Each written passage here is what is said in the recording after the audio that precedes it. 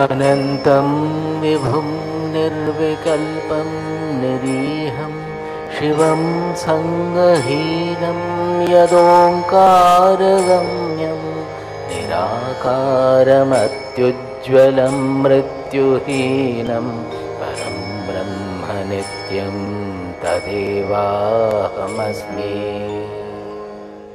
नमो नमस्ते गुरवे महात्मने विमुक्तसंगाय सदुत्तमाय नित्याद्वयानन्दरसस्वरूपिणे भूम्ने सदा पारदयाम्बुधाम्ने। नमस्ते नमस्ते विभो विश्वमूर्ते, नमस्ते नमस्ते चिदानन्दमूर्ते, नमस्ते नमस्ते श्रुतिज्ञानगम्य, नमस्ते नमस्ते तपोयोगगम्य, नमस्ते नमस्ते तपोयोगगम्य, नमस्ते नमस्ते श्रुतिज्ञानगम्य. In the 18th verse of 6th chapter he is saying, would you like to recite? Yada viniyatam chittam atmanyeva vatisthate निस्पृहः सर्वकामेभ्यो युक्त इत्युच्यते तदा. See, these are the points you should hold on to. He has said yukta iti uchyate tada. Then it is called yukta. So that is the yoga state. What is it? Yada viniyatam chittam. Again that see, niyata has come. Niyata earlier, yesterday or day before I have explained in great detail, it is not an external forceful suppression or control. It is from within. So when the chitta, the mind, viniyatam means vishesha rupena niyatam, from within it has been disciplined and finally you are able to get into the chittam atmani. Atmani means in the atma. Eva, that means nowhere else. These are very important. See, a small eva, which is a indeclinable word, we call it abhyaya. This eva is very important. Atmani eva, that means only in the atma, not anything else. When we say that the Swamiji meditation में thoughts तो कुछ नहीं रहता है, पूरा मन खाली हो जाता है, लेकिन कुछ तो होता नहीं. उसका अर्थ क्या है कि मन आप में है, फिर भी आप सोचते हैं कि अभी और कुछ थॉट नहीं है, हम हैं, थॉट नहीं है, वो सारा ही थॉट है. That I am there, there is no thought. Are they not thoughts? They are all वृत्तिज. सो आत्मनि एवा means there is nothing other, no other वृत्ति शुड बी देयर. ओनली आत्मा वृत्ति will be there, nothing else should be there. This एवा, such a small 2-lettered word, it is so important. आत्मनि एवा अवतिष्ठते. It remains in completely sitting in the soul, Atma. Nisprihaha sarvakamebhyah. At that time there is no question of any kama. Nothing else is there. But it will not happen unless we rid your mind to some extent of the kama. It will not happen. Nispriha sarvakamebhyah yukta ityuchyate dada. This is the Atma Sthiti. It is not Brahmasthiti. Then he is further explaining, next verse. This is very famous. Yatha deepo nivatastho nengate sopama smrita yogino yata chittasya yunjato yogamatmanaha. He says that second line, that this is the example of the yogis. Yata chitta means which has been already brought to the Atma. Yunyato yogam atmanaha. When the yogi's disciplined mind, yata chitta means disciplined mind, when the yogi's disciplined mind is connected to the Atma, when it is anchored in the Atma. This is the upama, that means this is the example for that. They have given an example. So this is the example of a yogi whose mind is resting in the Atma. That is the idea. What is the example? Yatha deepo nivatastho nengate sopama smrita. This is the upama. The lamp is kept where there is no wind. Air is there but no wind. At that point, the flame, it does not flicker at all. But the flame is there, it is absolutely steady. Is it not radiating? It is radiating. But you are not finding any movement there. Like that, the soul also, its consciousness, so that consciousness will be felt, the radiation will be felt, but not by the body, the radiation will be there still. But there won't be any movement. The mind will not move, but the mind will be filled with the soul radiation. This is the self-experience they are talking about, Atma Sthiti. It continues, Yatro paramate chittam niruddham yoga sevaya yatra chaivatmanatmanam pashyannatmani tushyati. He gets completely fulfilled and satisfied with the experience. Seeing the Atma, he doesn't move at all because he gets completely satisfied with that. Sukhamatyantikam yattad buddhigrahyamatīndriyam vetti yatra na chaivayam sthitaschalati tattvataha. He says that here, sukham atyantikam, this is the unimagined bliss. But buddhigrahyam, it is not anywhere else, it is in the buddhi. Buddhigrahyam, it is revealed in the buddhi. Atindriyam, it is not that although it is a bliss, it is not a bliss perceived by the senses. It is perceived by the buddhi. Buddhigrahyam atindriyam, it is transcending the indriya sense perceptions, and it is in the buddhi. Buddhigrahya. Yam labdhva chaparam labham manyate nadhikam tataha yasmin sthito na dukkhena guruna api vichalyate. It is often quoted because he says that by getting which no other gain is considered to be transcending this. That means you, in that state you get the, we call it bliss or whatever you are gaining that you think that there is nothing beyond this. This is the highest. Yasmin sthito na dukkhena gurunapi dukkhena na vichalyate. If you remain in that, then no dukkha can oscillate you, can sway you at all. This is such a blissful state. Now, this is what is the Atma Sthiti. Let us go to the Brahma Sthiti. That is, what is the difference in that? This Brahma Sthiti is absolutely a knowledge. It is not an experience like this. It is a knowledge experience. It takes place in the ikshana, in the buddhi level. That is, you will not see, as you are seeing the world, that vision will not change. You will not see that everything will be made of consciousness. No. But your buddhi will be aware that all these are appearing in the consciousness which I am. That awareness will not go. It will naturally shine in the buddhi. Sthitva asyam antakalepi brahmanirvanam richati. If anybody is able to get this state in the last breath also, at the end of the life, then also he attains brahmanirvanam.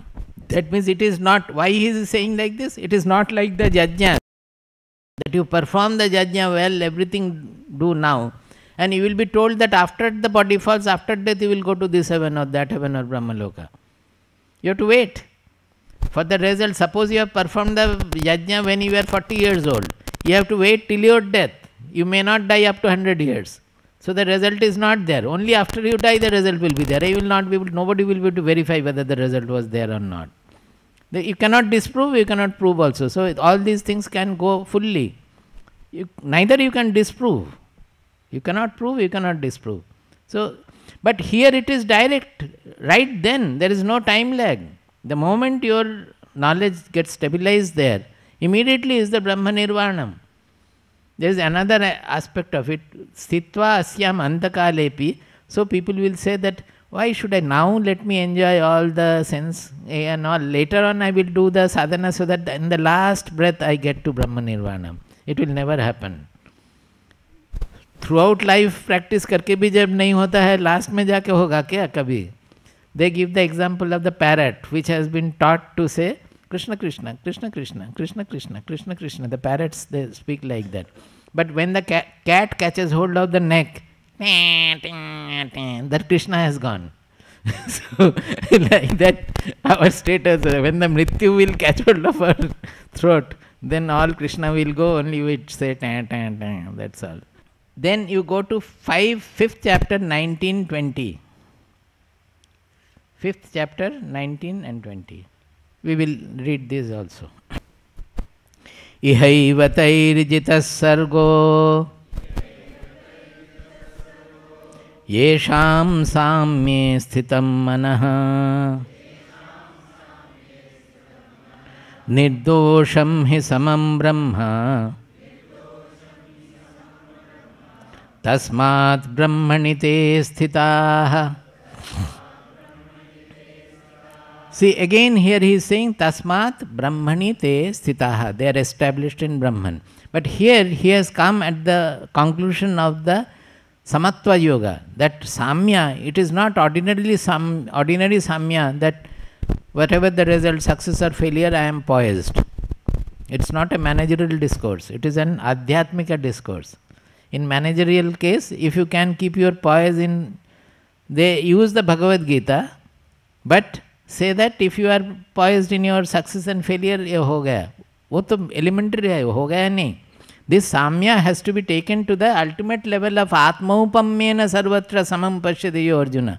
When you feel that the whole universe is appearing in you, so it is a direct knowledge experience involved there, which is absolutely spiritual. We have to do that. Then he says that samya is, whose mind is established in this samatva, he has won over the whole world. Ihaivatairijita sargo. Remaining in this earth, remaining in this body, he has won over the whole world. Because the world will not be able to sway his mind anymore. He has won over his slavery. He has become master of himself. Why? Nirdosham hi samam brahma. Because Brahman is something where there is no bheda. Dosha means veda. There is no division. Even subject-object, I am seeing something, I am knowing something, that division also is not there. It is non-dual. So that is called nirdosham. When the Brahman is nirdosham, it is an uniformity of that level. Tasmat brahmani te sthita. So the people who have taken their samatva to that extent, they are established in the Brahman. So it is not a non-functional state. It is a functional state. That is what I want to emphasize again and again. Brahmasthiti is not a samadhi sthiti, not an atmic experience. It is a knowledge experience, and it is an interactional sthiti, that which will never go, wherever you are. Next verse is saying, Na prahishet priyam prapya nodvijayet prapya cha priyam sthira buddhirasam mudho Brahmavid Brahmani sthitaha. See, our Brahmavid gets established in Brahman. In our logo, you will find Brahmavid apnoti param. That means the Brahmasthiti. Brahmavid Brahmani sthitaha. There is another statement. Brahmavid Brahmaiva bhavati. Brahmavid Brahmaiva bhavati. A knower of Brahman becomes Brahman, because it is not a knowledge about anything second. It is a knowledge about himself. So a Brahmavid is knowing himself. So he becomes the Brahman. He says Brahmavid Brahmani sthita. Such a Brahmavid is established in Brahman. What happens? Na prahishet priyam prapya. That means for him priya apriya is there. He will like any good thing. He will not like bad things. Priya apriya will be still there. But He will not be elated by getting something priya, and he will not be udvijet, will not get agitated, affected when something apriya is happening. If the brahmacharis in the ashram are not behaving properly, everybody is fighting with each other, then also he will not get agitated about it. Swamiji will be accepting that. क्या करें? अगर वो करते हैं तो लेना है वही भी. Without anything, naturally he will accept. When something is good, suppose he sees a brahmachari very pure and innocent and so, will he not be happy? Whether he belongs to our ashram or some other ashram, it hardly matters. It doesn't matter at all. And he will not think that, oh, एक pure brahmachari है, उसको ले लो, हमारे यहाँ घुसा लो. That also he will not think. Well, if he comes, we will be happy. Any pure seeing them, or if such people come, we will be happy. That's true. So he does not get elated or gets agitated, elated by getting something he likes or agitated by something he dislikes. That is these are the sthira buddhi, asammudha. He is always of resolute intellect. He never gets deluded by anything. Then there are further shlokas on Brahmasthiti. We have time. 5th chapter, 21, 24. This is important. Verse number 21 of 5th chapter. There are other verses in 6th chapter also, but I am not going into that. Bhāhyasparsheshvasaktātmā vindatyātmani yat sukham sa brahma yoga yuktātmā sukham akshayam ashnute. Bhāhyasparsheshvasaktātmā vindatyātmani yat sukham sa brahma yoga yuktātmā sukham akshayam asnute. It's a very clear depiction that when you are going into samadhi, you are getting the Atma Sukha there. That is Sukham Atyantikam Yattad. We have already read. Then you are at that point, Bhashya Spasheshu Asaktatma. You are not having any contact with anything of the world. You are in samadhi. You are not getting in touch with anything of the world. Vindati Atmani Yat Sukham. In that case, you are residing, you are stabilized in the Atma, and the Sukha you are getting there, in that state, when there is no world, nothing. Sab Brahma Yoga Yukta Atma Sukham Akshayam Asnute. One who has got connected to the Brahma Yoga, that means who has realized the Brahman, for him the Sukha is everywhere always, whether he is in the Samadhi state or not. In the interactive state also he gets that. That is why it is Sukham Akshayam. His Sukha, other one is when we come out of the Samadhi, the Sukha is gone. You have to get into Samadhi again. And if you cannot get into, you will be suffering. But here it is not so. It is Sukham Akshayam Asnute. He eats Sukham. Asnute means eats, na? Gains or gets, eats also. So, 22nd further explains this verse only, next verse. Yehi samsparshaja bhoga dukkhayo naya evate adyantabantah kaunteya nateshu ramate buddhaha. Those who are wise, they will not take delight in sukha, dukkha, etc., which are all coming and going. Adyantavantaha. They have got adi and anta. That means transient sukha they will not be interested in. That will come and go. So even samadhi is a transient sukha. It comes there and it goes when you are coming out. So a really wise person, na teshu ramate buddha, they will not do ramana in such sukha. Whatever is adyantavantaha. His yehi samsparshaja bhoga dukkha yona evate. Whatever, of course, he is not speaking about samadhi, he is speaking about samsparshaja bhoga. That means whenever second is there, in contact with the second, whatever joy we are getting. That means the sense joy and other things, whatever the material, in contact with the material world, whatever joy is getting. They are all always adyantavantaha. They are always coming and going, coming and going. A wise person will never revel in that. 24th verse he says, Yo antas sukho antararamaha tatha antar jyotireva sa yogi brahma nirvanam brahma bhuto dhigacchati. His antas sukha, his sukha is always not from any object. Antas sukha. Antar aramaha. Ramaha means Ramana, is always inside. He doesn't look for anything outside. Antar Jyotihi. Why Antar Jyoti? Is it a headlight always on in him? Some light always he is seeing, blue light and red light. No. The real light he is always seeing. What is the real light? The revealer of the sun also. The revealer of these lights. If you don't have the consciousness, will you see the lights? The real revealer of everything is the consciousness. That is the real Jyotihi. Shankaracharya has a stotra, has a verse called Kim Jyotis Tatra. Kim Jyotis Stotra. Kim Jyotihi. What is that Jyotihi? Is it the sun? Then when night, what will you see? No, the stars. Well, if you close your eyes, then what is the Jyoti? Like that it will go. Finally, the Jyoti is what is revealing everything. That is the Antar Jyotihi. Antar Jyotihi means always he is finding the consciousness, the revealer of everything. That is why he has said earlier that, earlier or later in 6th chapter, Ya nisha sarva bhutanam tasyam jagrati samyami yasyam jagrati bhutani sa nisha pasyato munehe. That people are awake to the variegated world.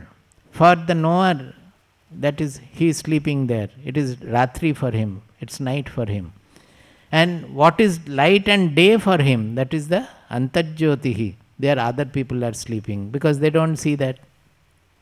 So whatever is the night for the knower, for the others it is darkness. And whatever is the darkness for the knower, that is the light for the others. It's just the reverse. So I think this is enough for this question. But because it is related to our discussion now, here is a question about Swabhava and Swadharma. That is there also in another question also. I will take it up. Another is, you say to overcome a negative trait, the bhava must be changed. For that, I must first reach to listen about the bhava concept. And even then, it takes time to make a change. How can this negativity or violence be tackled now, immediately, or after an event has occurred? I think I have discussed about it today, but the first part of it is even to listen to it. If people don't listen, then what can be done? Nothing can be done. Moreover, Bhagavad Gita asks us not to destabilize such people, those who are not ready to listen.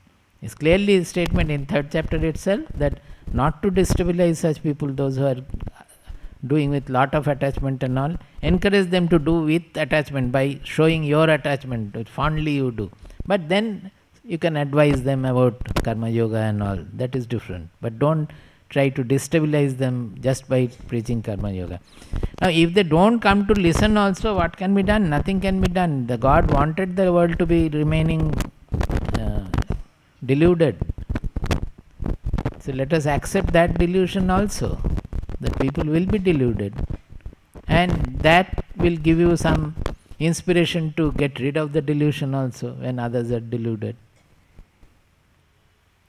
Immediately now means actually it is not a question of time, the question of our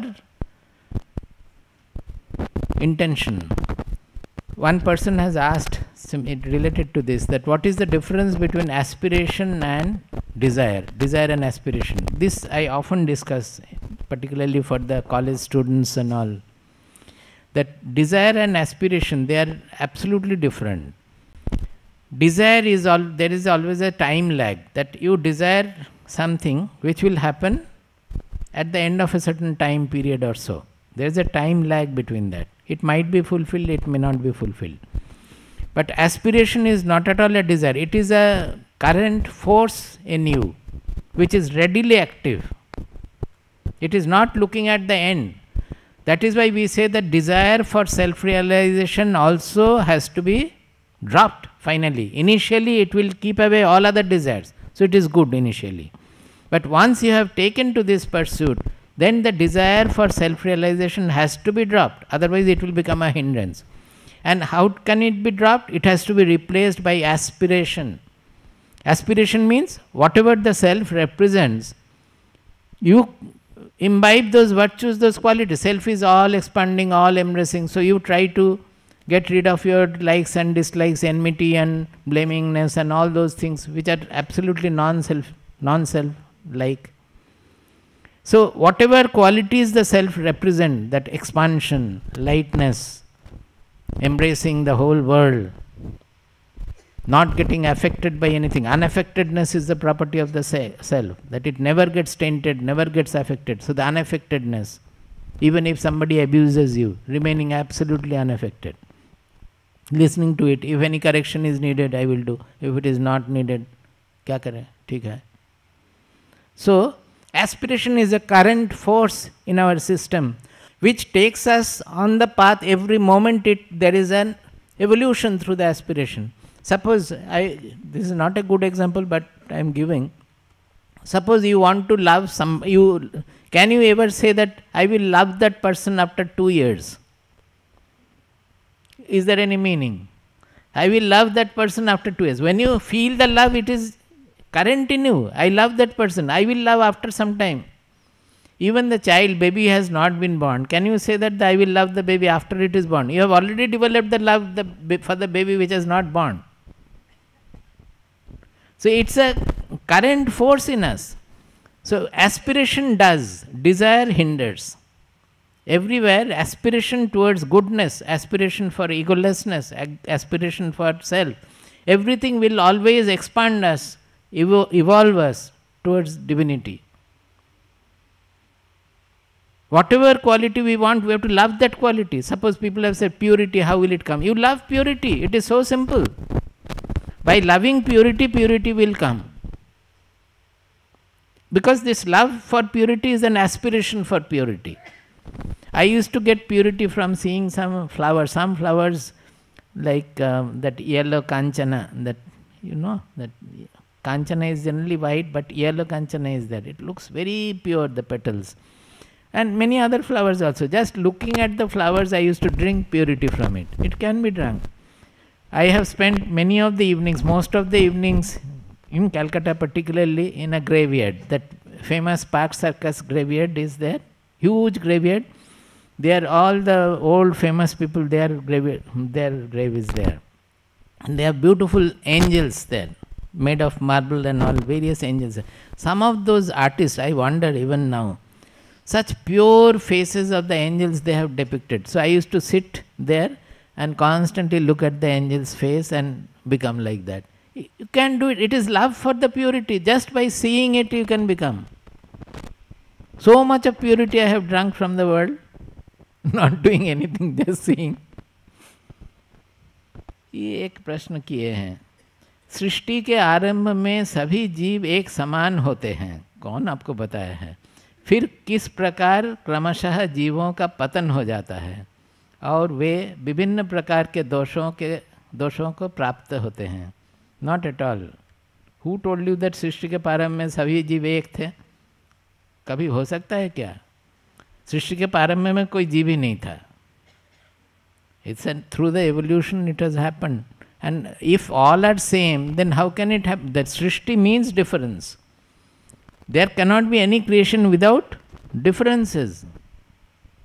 How can all be same?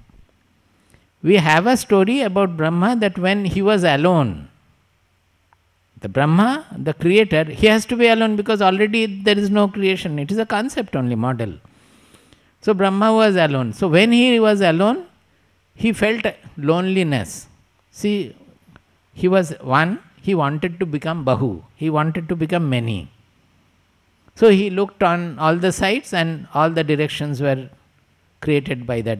This kind of a model is that. There is a meaning in it. But ऐसा तो कहीं भी हमारे शास्त्र में कहीं नहीं है कि सबको एक ही थे और उसके बाद सबका पतन हुआ. उल्टा हो सकता है. इतना प्योर थे, that is also a story is there. First हाँ, दैट पतन हुआ मतलब this you might have heard somewhere, that when Vashishtha was born, Vashishtha is called Brahmaputra. That is, he was the first son of Brahma, the creator. When Vasishtha was born, Brahma found that that fellow doesn't do anything at all because he was born as a knower. So he won't do anything, nothing, no purpose can be served by such a person. So he took him and put him on his lap. The moment he put him on his lap, Vasishtha started crying, "What have you done? What have you done? I am suffering, I am grieving." Yes, I wanted you to suffer. Now you understand, you do sadhana and know how the suffering can be overcome.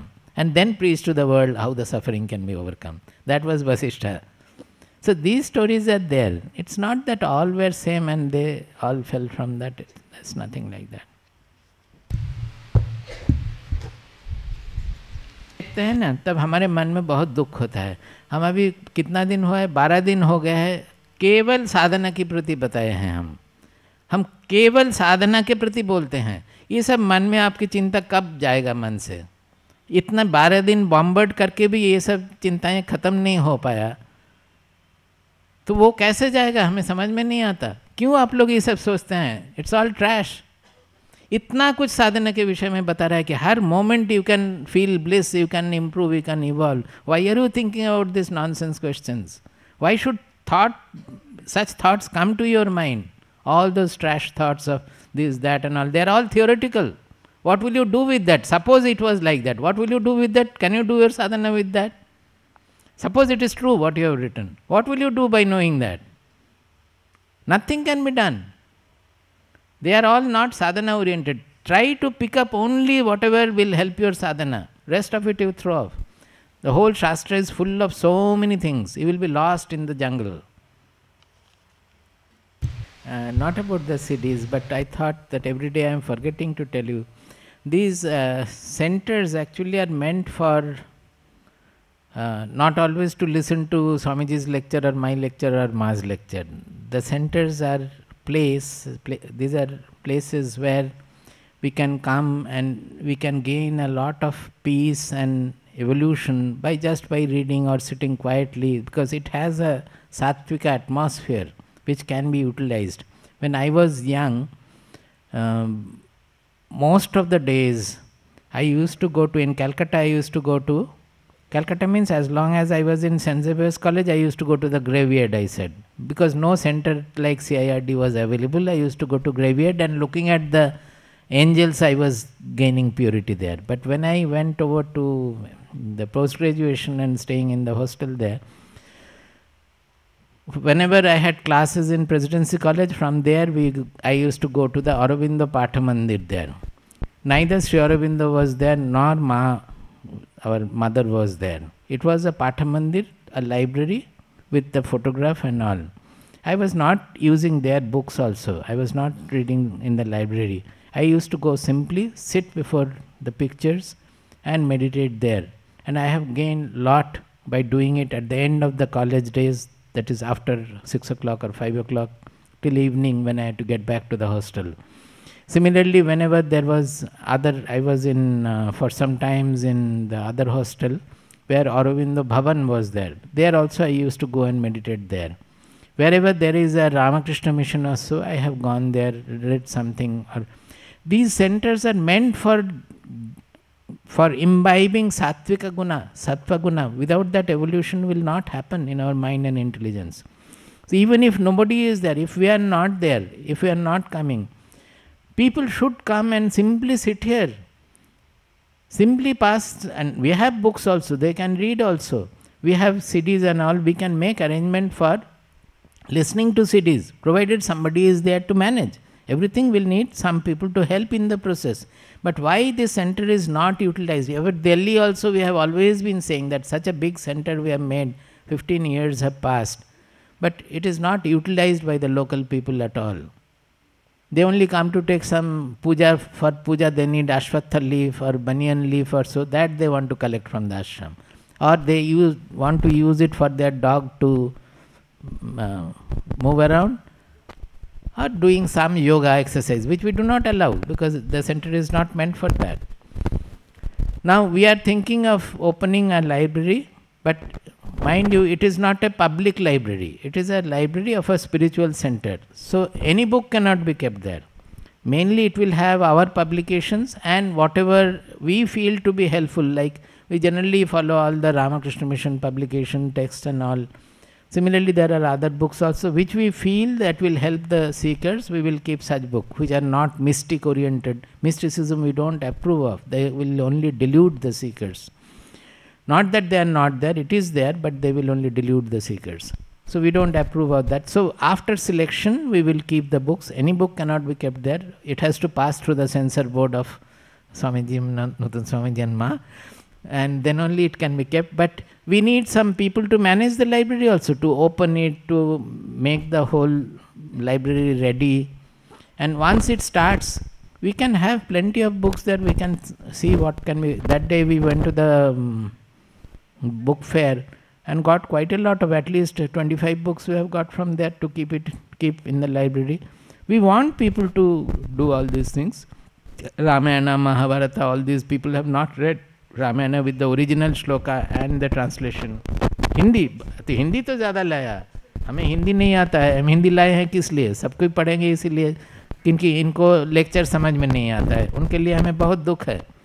तो कम से कम उनके लिए किताब तो रहना चाहिए यहाँ.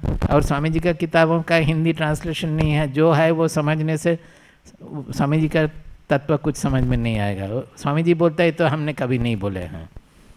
So translation is more difficult than writing. I always say the translation is much more difficult than writing originally. It is not at all easy. So having a proper translation which will deliver the power, it's not at all easy. So we lack Hindi publication, which is our deficiency. But what can be done? At least other books from Gita Press से बहुत खरीद के लाए हैं. Ramayana, Bhagavad Gita, etc. आप लोग पढ़ सकते हैं. But we need some people to do with the arrangement also, to set up the library, to put the stamps, make the numbering, cover them up. We need some help from some people. Not only we need help, it is a social work, should be done by everybody. Don't think that for helping us. It is not helping us. We are doing everything to help the society too. It is a general work done for the society, which will help in evolution of the society. Similarly, we are thinking of opening a class not for the slum children, that is already continuing, but other children, because the teachers are saying the good middle class and upper class family children also, they are having so much of violence, so much of violent thoughts and all. Can we not do something? Well, we will try to do something. We will open a school for weekly class for them also, if some people are there to help in the process. But violence cannot be stopped until they put censor on the TV and internet and all. It is all coming from there. What can we do about it? But we can give a reverse and neutralizing input from the other side. By that their mind can be changed. That we will try. Which they will not be swayed by what they are seeing in the internet and the TV. That can be tried. But we have to try. We have to do hard work for that. Unless people are there to join and do the work, what is the point in having this institution?